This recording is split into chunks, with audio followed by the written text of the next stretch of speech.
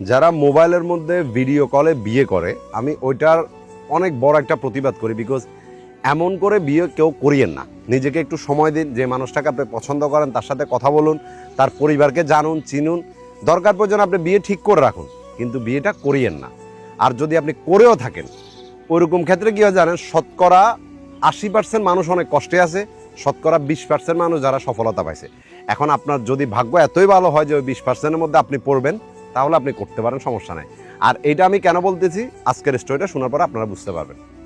ছেলেটা তার বন্ধুর সাথে ফোনের মধ্যে কথা বলতেছিল, এবং কথা বলা অবস্থায় তার বন্ধুর একটা ভাগ্নিকে ভিডিও কলে দেখে, এবং ভাগ্নির পরিবারও এই ছেলেটাকে দেখে। দেখার পরে একটা সময় সে বন্ধুটা তার ফ্যামিলিকে বলে যে এই ছেলেটা অনেক ভালো, আমার বন্ধু হয়, আপনারা চাইলে তার সাথে মানে কথাবার্তা বলতে পারেন, যদি মনে হয় যে ওরে আপনারা মানে ছেলেটার ভাগ্নিকে মানে তার বন্ধুর সাথে বিয়ে দেবে। এরপরে বন্ধুর ফ্যামিলি বললো যে ঠিক আছে, আমরা ছেলেটার সাথে কথা বলে দেখি কয়েকটা দিন কি হয়। বন্ধুও যখন ছেলেটাকে প্রস্তাবটা দিল, তখন ছেলেটাও মোটামুটি রাজি হয়ে গেছে যে ঠিক আছে, আমিও কথাবার্তা বলে দেখি, তারপরে কি হয় এটা পরে দেখা যাবে। দেন ছেলেটা বারবার শুধু মেয়েটাকে বা মেয়ের ফ্যামিলিকে একটাই প্রশ্ন করছে যে আপনাদের মেয়ে কি কোথাও রিলেশনশিপ করতো বা তার কোনো পছন্দ আছে কিনা, এইটা আগে জিজ্ঞেস করেন। দেন মেয়ের ফ্যামিলি বলতেছে যে না, ওর কোথাও কোনো পছন্দ নাই বা ও কাউকে ভালোবাসে না, কোনোদিন রিলেশনশিপও ছিল না। এরপরে বারবার কিন্তু ছেলেটাই প্রশ্নটা মেয়েটার ফ্যামিলিকে করছে, কিন্তু তখন মেয়েটার ফ্যামিলির একটাই উত্তর যে এমন কোনো কিছু নাই। এরপরে প্রায় 2 মাস পর্যন্ত মানে মেয়েটার সাথে ছেলেটা ফোনে কথা বলছে, এবং বারবার তাকে একটাই প্রশ্ন করতে যে তোমার কোথাও যদি পছন্দ থাকে, কাউকে যদি ভালোবাসো, তুমি আমাকে বলতে পারো, বা আগে যদি তোমার কোনো রিলেশনশিপ থেকে থাকে এটাও বলতে পারো। মেয়েটার একটাই কথা যে তার তেমন কোনো কিছুই নেই।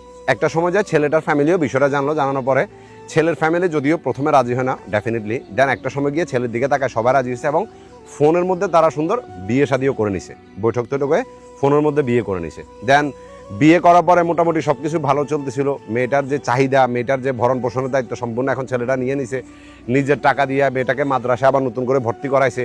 মানে মোটামুটি মেয়েটার ফ্যামিলিতেও যদি কখনো টাকা পয়সার দরকার হতো ছেলেটা তাও দিচ্ছে। তো অনেক ভালোভাবে সব কিছু চলতেছিল। একটা জিনিস হয় কি, একটা ছেলে বয়ফ্রেন্ড হিসেবে তার ম্যাটেরিয়াল একরকম থাকে, কিন্তু হাজব্যান্ড ম্যাটেরিয়ালটা অন্যরকম হয়ে যায়। একটা হাজব্যান্ড চায় যে তার ওয়াইফ মানে পর্দা করুক, শুধু তার সাথে কথা বলুক, ঘরের মধ্যে থাকুক, নামাজ কালাম পড়ুক, ইসলামিক শরিয়া অনুযায়ী চলুক, এটা একটা ছেলে চায়। কিন্তু এখন বর্তমানে আপনি একটা হাজব্যান্ডে এটা চাওয়াই হলো দুনিয়ার সবচেয়ে বড় অপরাধ তার।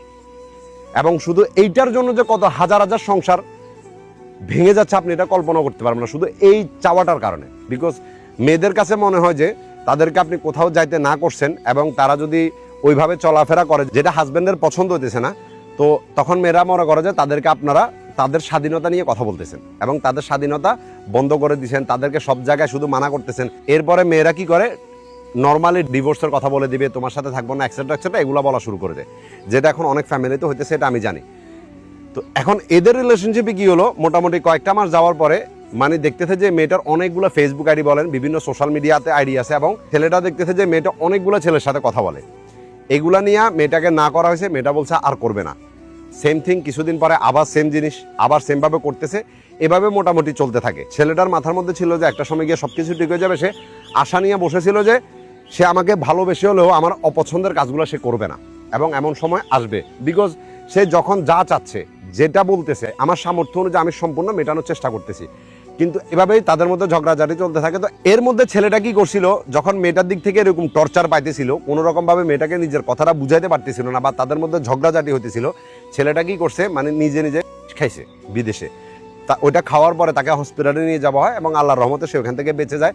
এমনও পরিস্থিতি হয়েছে যে সে নিজের রুমের মধ্যে মানে নিজেকে শেষ করে দেবে চিন্তা করছে, কিন্তু তার একটা বন্ধু তাকে বাঁচায় ফেলছে। আর এই সমস্ত বিষয়গুলো যখন মেয়েটাকে বলতো, মেয়েটা বলতো যে তুমি নাটক করতেছো আমার সাথে, এগুলা এমন, আসলে তুমি কিছুই করতেছো না।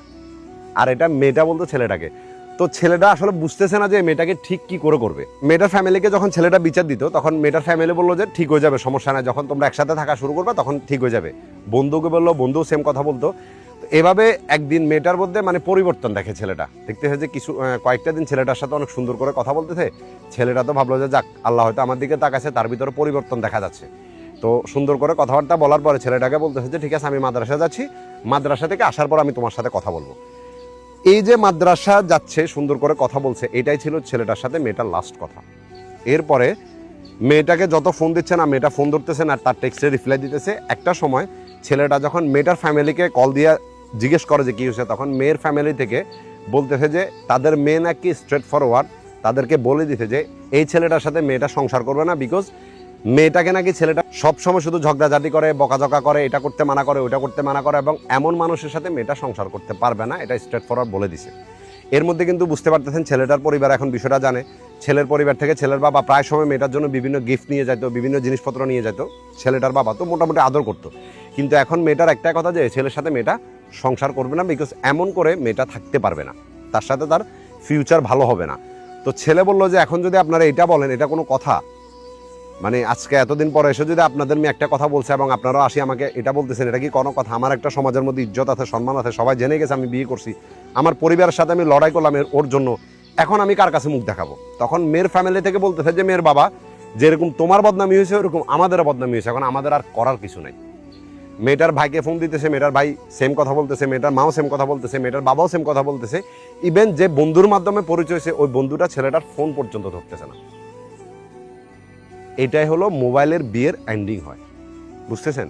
আমরা চিন্তা করি যে যে মানুষটাকে আমরা ভালোবাসি ওই মানুষটা আমাদের জন্য পরিবর্তন হবে, আমাদের পছন্দ অপছন্দগুলোর খেয়াল রাখবে, যেটা আমরা পছন্দ করি না ব্যক্তিটা এটা করবে না, এই দিনটা আবার চলে গেছে। এখন যদি তুমি মেয়েদেরকে বলো যে তুমি ওইখানে যেও না, এটা করিও না, এমনভাবে চলিও না, এইটাই তোমার সংসার ভাঙার জন্য যথেষ্ট, তুমি অন্য কিছু করতে হবে না, মানে এটাই সংসার শেষ করার জন্য এটা যথেষ্ট।